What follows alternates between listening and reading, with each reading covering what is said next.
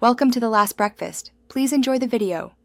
You begin by proving you own the device. This matters.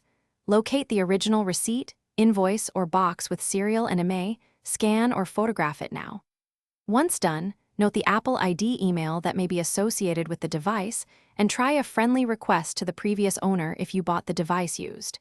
Make sure to collect timestamps and any messages. These become evidence. This first step prevents wasted work on technical fixes that Apple will not authorize. You now contact Apple support. Choose phone, chat, or visit an Apple store. State activation lock immediately. Explain the ownership situation and upload or present the proof of purchase and device serial or IMEI. Have your photo ID ready to accelerate verification.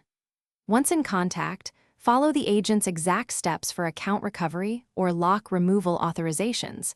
They may escalate to a specialist. Make sure to note the case number and expected timeframe. This keeps the process trackable and professional. Finish by scheduling authorized service once Apple confirms ownership. Bring printed receipts, ID, and the device. Do not attempt third-party bypasses. If your documents are incomplete, ask the agent for alternative verification options and request escalation to a specialist. Be persistent but calm. If you remain blocked, use the seller's payment dispute channels or provide a proof-based appeal to Apple support.